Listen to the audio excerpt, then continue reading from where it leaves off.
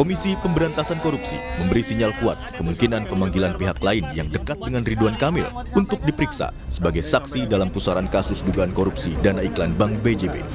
KPK menegaskan tidak akan pandang bulu dalam memanggil siapapun yang keterangannya dibutuhkan untuk membuat terang perkara korupsi dana iklan Bank BJB periode 2021-2023. Di mana dalam proses penyidikannya KPK telah melakukan pemanggilan permintaan keterangan kepada saudara RK terkait dengan dugaan aliran uang yang bersumber dari dana non-budgeter yang merupakan sisa anggaran yang tidak digunakan sebagaimana mestinya dalam pengadaan belanja iklan tersebut. KPK melakukan follow the money. Ada dugaan bahwa aliran uang tersebut tidak berhenti di Pak RK saja. Nah, ini kemudian ditelusuri apakah uang-uang itu kemudian untuk pembelian aset atau dialirkan kepada pihak-pihak lainnya.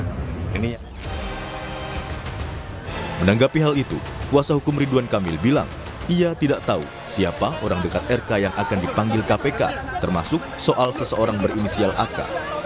Kuasa hukum RK bilang hal tersebut sepenuhnya kewenangan KPK.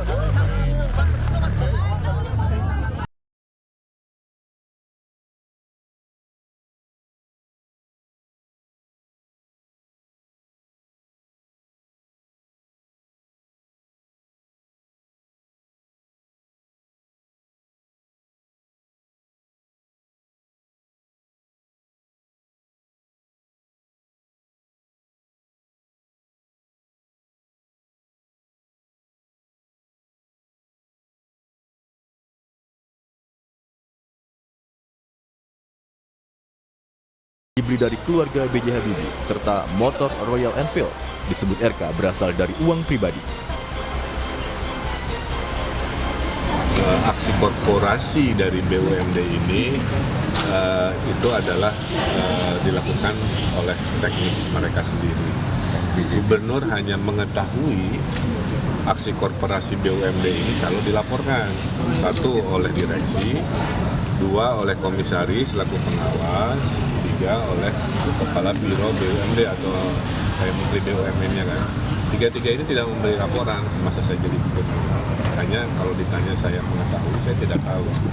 Apalagi terlibat, apalagi menikmati hasilnya dan lain sebagainya. Maka semua yang pernah ramai itu semua adalah dana pribadi.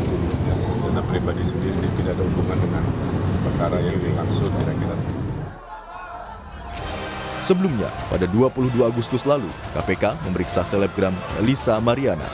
Usai diperiksa, Lisa mengakui dirinya menerima aliran dana korupsi Bank BJB dari Ridwan Kamil, meski ia menolak menyebut jumlahnya. Saya menjadi saksi pemeriksaan Bank BJB, iya, Ridwan Kamil ya. Ya kan buat anak saya. Benar. Berapa banyak dan berapa jumlah? Ya saya tidak bisa sebut nominalnya ya. Nggak ada. Pakar tindak pidana pencucian uang Yenti Garnasi bilang, jika dicermati dari waktu dugaan terjadinya korupsi, besar kemungkinan telah terjadi praktik pencucian uang dalam kasus ini. Kan kalau korupsi, apalagi korupsinya sudah terjadi 2023 terakhirnya, itu pasti sudah ada TPPU-nya. Artinya apa? Ketika mengumpulkan alat bukti untuk menjadikan tersangka, itu sekalian korupsi dan TPPU. Jadi kalau orang-orang terdekatnya didekati dengan korupsi, kemungkinan besar dia tidak terlibat korupsi. Yang bisa melibatkan dia adalah ketika mereka itu terlibat menerima aliran dana korupsi. Jadi sejak awal KPK harusnya mengatakan bahwa ada kemungkinan memeriksa orang-orang terdekat, apakah itu istrinya ataukah teman-teman dekatnya, itu dalam kaitannya dengan adanya korupsi dan TPPU. KPK itu terlalu tidak mau mengatakan itu sedang melakukan pemeriksaan TPPU. Saya tidak tahu apa sebabnya ya. Saat ini, KPK telah menetapkan 5 tersangka dalam kasus dugaan korupsi pengadaan iklan di Bank BJB. Di antaranya, Yudi Renaldi, ex-direktur utama Bank BJB, Widi Hartono, pimpinan divisi Korsek sekaligus pejabat pembuat komitmen BJB, Ikin Asikin Dulmanan, pengendali agensi Anteja Mulyatana dan Cakrawala Kreasi Mandiri, Suhendrik, pengendali agensi BSC Advertising dan WSBE, Sopan Jayakusuma, pengendali agensi CKMB dan CKSB. Dugaan korupsi di Bank BJB terjadi pada tahun 2021 hingga 2023 ketika Ridwan Kamil menjabat sebagai Gubernur Jawa Barat. Gubernur Jawa Barat adalah pemegang saham mayoritas Bank BJB dan memiliki peran dalam pengambilan keputusan strategis. Tim Liputan, Kompas TV.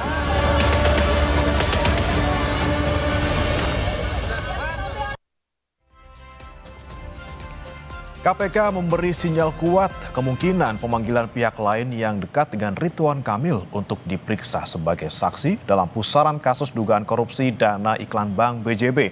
Apakah langkah ini memanggil orang-orang untuk bisa melacak aliran dana dugaan korupsi iklan BJB ini sudah tepat? Kita akan bahas bersama dengan peneliti Pusat Kajian Anti Korupsi Hukum UGM, Zainur Rohman. Selamat pagi, Mas Zainur.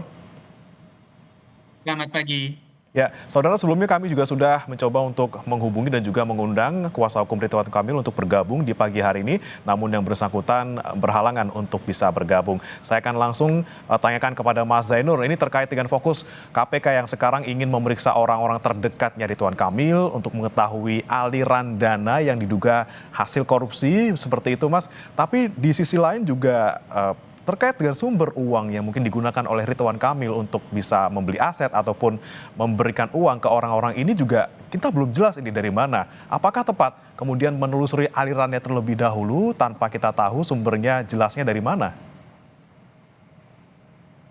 Ya, ini sepertinya KPK cukup berlarut-larut ya terkait dengan penanganan korupsi Bank BJB karena ini sudah relatif lama ya.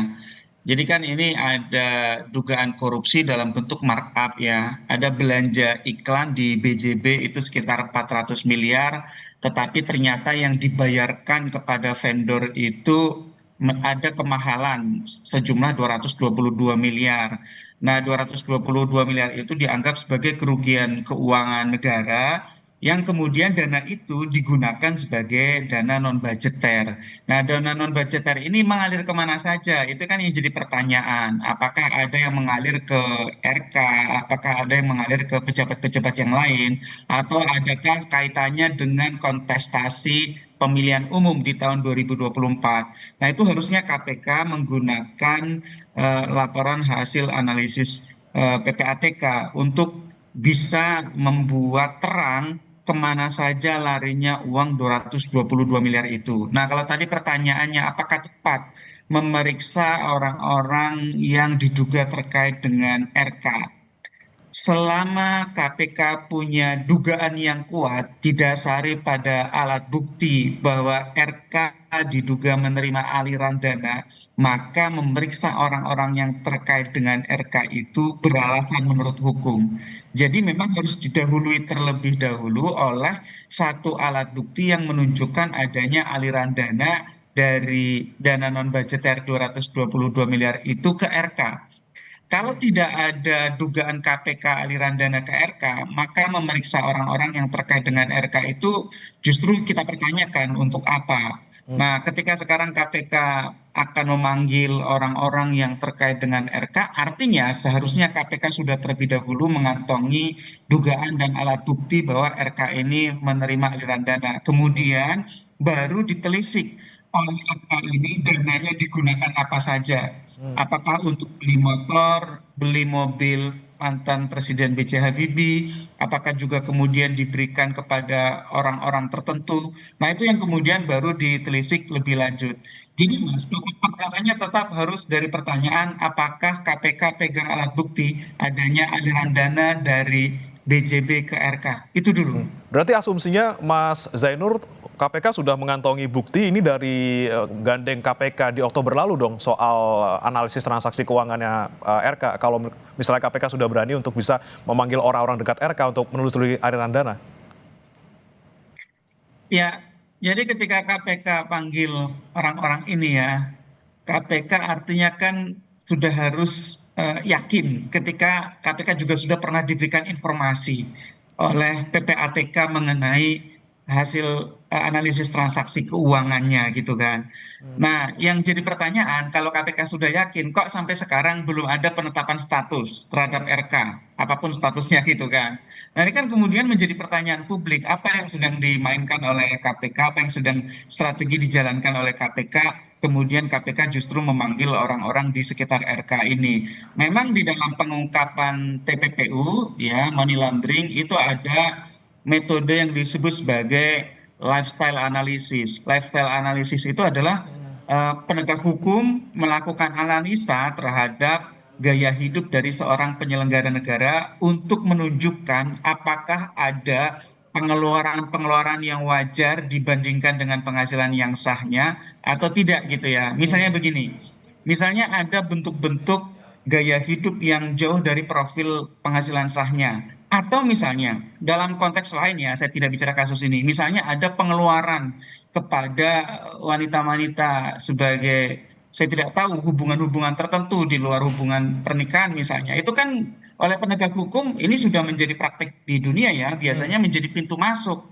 Kan biasanya ketika hubungan suami istri itu uang diketahui oleh suami dan istri. Nah, untuk membiayai gitu ya, misalnya hubungan lain biasanya itu kan menggunakan biaya-biaya yang tidak resmi yang kadang-kadang juga bisa bersumber dari biaya yang haram gitu ya. Nah, dalam konteks lain biasanya itu kemudian menjadi pintu masuk oleh para penegak hukum. Ini uangnya dari mana ya? Kalau uangnya dari sumber yang sah tidak mungkin, kan istrinya tahu begitu. Biasanya begitu kalau misalnya kita lihat di Amerika ya, itu menjadi metode untuk menelisik ya apakah seorang penyelenggara negara itu memiliki sumber penghasilan tidak sah yang digunakan untuk membiayai pengeluaran tidak sah. Nah, Nah, itu disebut sebagai lifestyle analysis, Mas. ini dia yang kemarin juga KPK memeriksa Lisa Mariana yang juga sudah mengaku gitu ya menerima uang dari RK, walaupun kita juga tidak yakin gitu ya itu uangnya uang pribadi atau uang hasil korupsi misalnya. Ini kan dari RK membantah gitu ya ini adalah uang hasil korupsi. Dia mengaku ini uang pribadi. Nah, bagaimana kemudian kita bisa mengetahui apakah memang uang yang diterima Lisa ini adalah uang dari RK, sementara sudah pasti ya kalau misalnya ada pelaku korupsi mereka tidak akan secara begitu saja menggunakan data pribadi dia untuk bisa melakukan transfer uang ataupun sebagainya. Nah, seperti apa kita bisa menemukan yang sebenarnya gitu, Mas Zainur? Ya, tentu semua harus berbasis pada analisis transaksi keuangan. Ya, analisis transaksi keuangan itu artinya uang masuk dari mana saja, uang keluar kemana saja. Nah, tadi bagus sekali pertanyaannya. Kan tidak mungkin seorang pelaku tindak pidana korupsi itu menggunakan rekening dengan nama sendiri gitu ya. Betul. Biasanya para pelaku tindak pidana korupsi itu menggunakan nomine gitu ya. Jadi ada proksi yang digunakan, ada rekening lain, ada pihak lain yang dititipi sebagai tempat untuk menerima uang, sebagai tempat untuk mengeluarkan uang. Biasanya apakah itu ada ajudan, pembantu, anak buah, bahkan mungkin orang lain yang namanya tidak dikenal. Ada sekarang metode membeli rekening kosong gitu ya, kemudian rekening kosong itu digunakan untuk menampung hasil kejahatan dan menggunakannya untuk kejahatan juga. Jadi KPK itu perlu untuk menelisik secara lengkap transaksi keuangan yang terjadi pada RK dan orang-orang sekitarnya, itu yang pertama. Yang kedua adalah perlu memadukannya dengan keterangan saksi-saksi. Yang ketiga menurut saya yang paling penting juga adalah melakukan audit digital forensik begitu ya. Jadi kalau ada dugaan telah terjadinya tindak pidana, kan KPK bisa melakukan penyitaan terhadap gawai, terhadap gadget gitu ya. Gadget itu merekam semua komunikasi yang dilakukan oleh seseorang begitu ya, dan biasanya di situ ada harta karun informasi bagi penegak hukum untuk bisa tahu secara lengkap cerita bagaimana sebuah kejahatan itu terjadi. Jadi menurut saya memang tidak boleh mengandalkan pada satu metode, harus digabungkan dengan beberapa metode untuk mengetahui apakah ada aliran dana dari tindak pidana korupsi dan kemudian dialirkannya kepada pihak-pihak lain. Salah satunya tadi ya Mas ya, digital forensiknya gitu, terutama gawai yang digunakan oleh RK. Nah, bicara terkait dengan aliran dana yang diduga mengalir ke beberapa orang terdekat gitu, Mas Zainur, ini kan berarti di sana ada kecurigaan TPPU gitu ya. Ini kan disebutkan oleh Bu Yenti Garnasi, pakar TPPU, ini KPK dari awal tidak pakai undang-undang TPPU untuk penyelidikan ini, dan dari awal memang tidak akan menyelidiki ataupun tidak sedang menyelidiki TPPU. Nah, ketika sudah memeriksa orang-orang terdekat yang diduga menerima aliran dana dari RK, seharusnya seperti apa Mas? Ini ada apa di balik ini? Ya, kalau kita lihat ya, undang-undang TPPU ini sebenarnya sangat bisa mendukung upaya pemberantasan korupsi ya. Bahkan tidak hanya RK-nya, pihak-pihak di BJB itu juga bisa dijerat dengan TPPU ketika mereka mentransfer, mengalihkan, membelanjakan, membayarkan ya uang hasil kejahatannya. Itu mereka bisa dijerat dengan TPPU. Di pasal 75 Undang-Undang TPPU itu di sana dikatakan bahwa ketika penyidik memiliki alat bukti dugaan terjadinya TPPU, maka itu bisa digabungkan dengan pokok perkaranya yaitu tindak pidana korupsi. Jadi bisa dijerat dengan dua pasal, pasal tipikor dan pasal pencucian uang TPPU. Nah, itu untuk memudahkan agar kemudian pola alirannya itu bisa tergambar dengan lengkap dari si pentransfer, si pemberi gitu ya. Nah, yang kedua, Mas, kan undang-undang TPPU itu kan ada TPPU aktif yaitu memberikan dan TPPU pasif yaitu menerima gitu ya. Bagi pihak-pihak yang menerima aliran dana yang diketahuinya atau patut diduga berasal dari kejahatan, itu juga bisa dijerat dengan tindak pidana gitu ya. Itu ada di pasal 5 Undang-Undang TPPU. Jadi ketika misalnya seseorang menerima aliran dana, dia tidak bisa berkilah misalnya, oh ini kan saya hanya dikasih. Ya ada pemberian yang wajar atau pemberian yang tidak wajar. Apakah itu didasarkan pada satu transaksi yang sah atau transaksi yang tidak sah? Misalnya jual beli. Jual beli wajar misalnya membeli mobil. Itu bukan TPPU, tetapi kalau misalnya ya orang sekadar dikasih dalam jumlah yang fantastis, dia menduga itu harus dari tindak pidana, itu bisa dijerat dengan TPPU pasif. Sehingga memang saya setuju dengan ketika ada pendapat yang mengatakan harusnya KPK menggunakan TPPU ini sejak awal.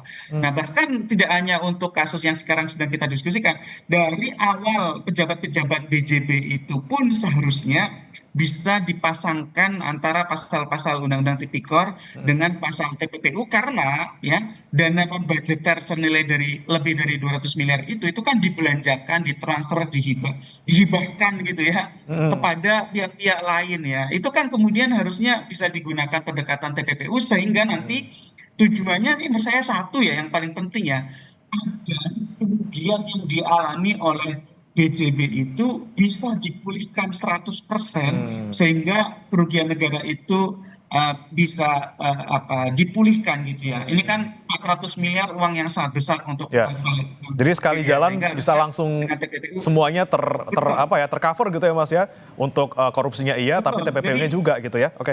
Oke, Mas Zainur, untuk status dari RK sendiri sampai sekarang masih saksi, padahal penggeledahan sudah dilakukan dari Maret gitu ya, sudah menyita beberapa kendaraan dan juga ada sejumlah barang bukti elektronik gitu. Ini sampai Desember belum ada perubahan status ataupun update gitu ya. Ini sebenarnya terlibat atau tidak? Nah, ketika kita melihat peran RK sebagai Gubernur Jawa Barat ketika dugaan korupsi terjadi di BJB, yang mana pasti perannya sangat besar sebagai seorang gubernur, sebagai pemegang saham terbesar dari BJB. Nah, kemungkinan RK menjadi tersangka seperti apa, Mas Zainur? Itu pertanyaan kita kepada KPK ya.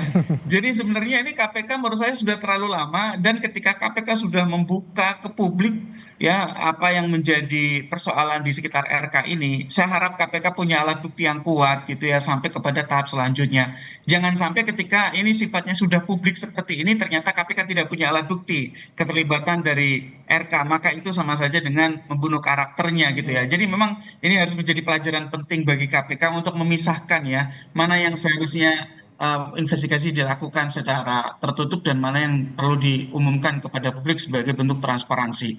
Nah, kalau tadi pertanyaannya RK sebagai gubernur kewenangannya sangat besar, RK sebagai gubernur ex officio dan seterusnya gitu ya. Tentu itu semua tidak akan berarti tanpa adanya alat bukti. Alat bukti yang menunjukkan adanya aliran dana dari BJB kepada RK baik langsung maupun menggunakan nomine, menggunakan pihak lain untuk menampung dananya. Selama ada alat bukti itu harus ditetapkan sebagai tersangka. Tapi kalau tidak ada alat bukti itu, maka RK harus dipulihkan nama baiknya, harus direhabilitasi, harus kemudian dilindungi hak-haknya. Ini yang kemudian ditunggu dari KPK. KPK menurut saya ini sudah relatif lama ya untuk perkara ini dan publik sudah menunggu-nunggu agar ya tidak menjadi sensasi di publik, tetapi murni merupakan satu bentuk penegakan hukum, sehingga tujuannya satu, kebenaran dan keadilan bisa terwujud, dan aset recovery 409 miliar itu bisa optimal, sehingga negara bisa dipulihkan kerugiannya. Itu yang paling penting. Kemudian Mas Zainur, lagi-lagi nih terkait bagaimana kemudian KPK menyelidiki adanya dugaan korupsi oleh RK. Ini kan sumber awalnya dari BJB 222 miliar, kemudian diduga itu mengalir ke RK, kemudian diduga juga mengalir ke orang-orang terdekat RK. Nah, kemudian dengan belum adanya ditemukan gitu ya ada bukti yang kuat bahwa RK sebagai tengahnya gitu ya, dari hulu kemudian tengah hilir. Nah, kemudian KPK justru lompatnya ke hilir dulu. Tadi seperti pertanyaan awal saya, apakah kemudian ini juga bisa menjadi progres yang signifikan untuk bisa membuktikan RK juga menerima dana tersebut di tengah gitu, bukan di hilirnya? Ya, harapannya tetap bisa ya, meskipun ini menjadi pertanyaan kita bersama, tapi kita dukung KPK. Silakan KPK lakukan pemeriksaan terhadap orang-orang yang diduga terkait dengan RK itu. Silakan, karena itu memang kewenangan KPK. Tapi sekali lagi yang paling penting sebagai ujung tombak pembuktian tetap adalah aliran dana. Apakah ada buktinya dari BJB kepada RK-nya? Soal kepada RK mengalir kemana saja itu yang sekunder. Yang primernya tetap menurut kami adalah dari BJB-nya. Nah, ini yang kemudian KPK harus kita dorong betul-betul ya untuk sampai kepada kesimpulan. Silakan kalau memang ternyata secara langsung tidak ketemu, secara tidak langsungnya itu yang harus diteliti oleh KPK. Apakah ada nomine, apakah ada proksi yang digunakan, apakah ada nama-nama pihak lain, siapapun itu gitu ya. Apakah itu pembantu, supir, ajudan, apakah itu saudara, kerabat, family, atau bahkan mungkin rekening yang dibeli dari black market gitu ya. Karena sekarang banyak rekening yang dijual untuk menampung hasil kejahatan, apakah itu kejahatan-kejahatan terkait dengan dunia digital gitu ya misalnya. Nah, sehingga ini sekali lagi ini KPK sudah ditunggu oleh publik untuk sampai kepada kesimpulan sehingga kita bisa move on kepada hal-hal lain yang lebih penting. Kasus ini sudah seharusnya diselesaikan, tidak berlarut-larut, apalagi kan ini kemudian sekarang sudah melebar kemana-mana ya, sudah sampai kepada persoalan-persoalan yang sangat sumar gitu ya. Yang seharusnya negara membatasi mana yang menjadi wilayah negara, mana yang menjadi wilayah personal. Nah, batas antara wilayah negara dan personal itu negara baru boleh masuk ke ranah personal ketika ranah personal itu memiliki dugaan keterkaitan dengan tindak pidana. Apakah seseorang memiliki affair, apakah seseorang memiliki mistress, itu bukan urusan negara. Tapi kalau affair-nya itu dibiayai menggunakan uang hasil kejahatan, nah itu baru urusan negara. Kalau ada alat buktinya silakan, kalau tidak ada, negara nggak usah ikut campur terhadap urusan-urusan personal itu. Gitu, Mas. Lagi-lagi yang kita nantikan KPK bisa membuktikan adanya aliran dana ke RK, jangan sampai melebar kemana-mana. Kalau misalnya ada buktinya segera jadi tersangka, kalau tidak segera pulihkan nama baiknya, jangan sampai berlarut-larut dan membuat ini menjadi kemana-mana sampai menyentuh ke persoalan pribadi. Terima kasih Mas Zainur Rohman, peneliti Pusat Kajian Anti Korupsi Fakultas Hukum UGM sudah bergabung bersama kami. Dan sebelumnya saudara, kami juga sudah terus mencoba untuk menghadirkan kuasa hukum Ridwan Kamil, namun memang belum bisa bergabung di dialog pagi hari ini. Terima kasih Mas Zainur, selamat pagi.